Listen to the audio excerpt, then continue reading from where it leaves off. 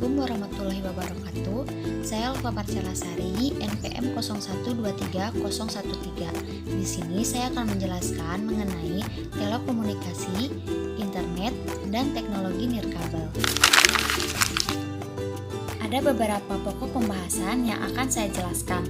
Di antaranya, telekomunikasi dan jaringan di dunia bisnis sekarang, pelatihan jaringan dan komunikasi, jaringan komputer, jaringan komunikasi, internet global, sebaran dan arsitektur internet, serta revolusi nirkabel. Telekomunikasi dan jaringan di dunia bisnis sekarang. Jika kita menjalankan atau bekerja dalam bisnis, kita tidak dapat melakukannya tanpa jaringan. Kita perlu berkomunikasi dengan cepat dengan pelanggan, pemasok, dan karyawan. Namun, sekarang kita dapat menggunakan komputer dan email, internet, telepon seluler, serta komputer terintegrasi yang terhubung ke jaringan nirkabel untuk tujuan ini. Jaringan dan internet sekarang hampir identik dengan berbisnis. Pelatihan jaringan dan komunikasi. Perusahaan di masa lalu menggunakan dua jenis jaringan yang berbeda secara mendasar. Yang pertama jaringan telepon dan yang kedua jaringan komputer. Jaringan telepon secara historis menangani komunikasi suara dan jaringan komputer menangani lalu lintas data.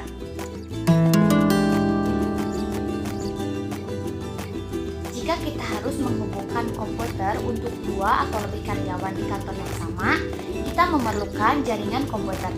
Persisnya, apa itu jaringan? Dalam bentuknya yang paling sederhana, jaringan terdiri dari dua atau lebih komputer yang terhubung.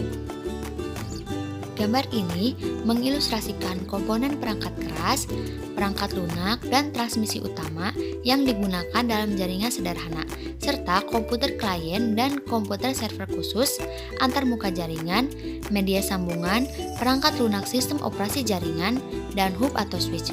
Setiap komputer di jaringan berisi perangkat antarmuka jaringan yang disebut Network Interface Card atau NIC. Jaringan komunikasi.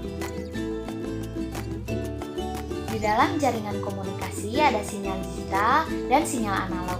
Ada dua cara untuk berkomunikasikan pesan dalam sebuah jaringan, baik menggunakan sinyal analog maupun sinyal digital. Sinyal analog diwakili oleh bentuk gelombang yang melewati media komunikasi yang telah digunakan untuk komunikasi suara. Perangkat analog yang paling umum adalah gagang telepon, speaker di komputer Anda, atau earphone iPhone Anda, yang kesemuanya menciptakan bentuk gelombang analog yang bisa didengar di telinga Anda.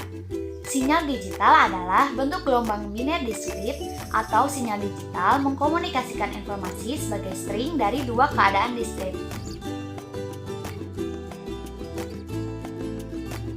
Apa itu internet? Internet telah menjadi sistem komunikasi publik paling luas di dunia yang sekarang menyaingi sistem telepon global dalam cakupan dan jangkauan. Ini juga merupakan implementasi terbesar dari komputer, server, dan internal working yang menghubungkan jutaan jaringan individual. Sebaran dan arsitektur internet.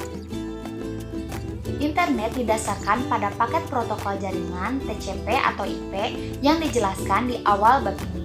Setiap komputer di internet diberi alamat internet protokol atau IP yang unik, yang saat ini merupakan nomor 32 bit yang ditujukan oleh 4 senar angka mulai dari 0 sampai 255, sampai dipisahkan oleh periode.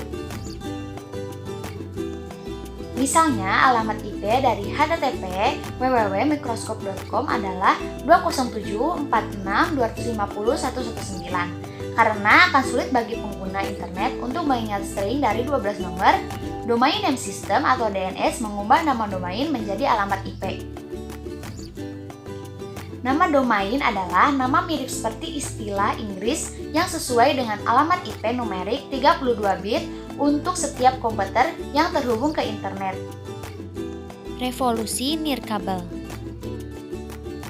Jika kita memiliki ponsel, apakah kita menggunakan untuk mengambil, mengirim foto, serta mengirim pesan teks, atau mendownload klip musik? Apakah kita membawa laptop ke kelas atau ke perpustakaan untuk terhubung ke internet? Jika demikian, kita adalah bagian dari revolusi nirkabel. Ponsel, laptop, dan perangkat genggam kecil telah merubah menjadi platform komputerisasi portabel yang memungkinkan kita melakukan beberapa tugas komputerisasi yang biasa kita lakukan di meja kerja kita. Komunikasi nirkabel membantu bisnis kita lebih mudah berhubungan dengan pelanggan, pemasok, dan karyawan yang memberikan pengaturan yang lebih fleksibel untuk mengatur pekerjaan.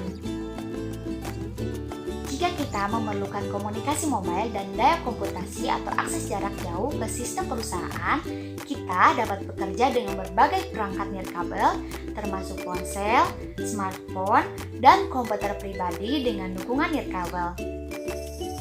Sekian yang dapat saya sampaikan. Terima kasih atas perhatiannya.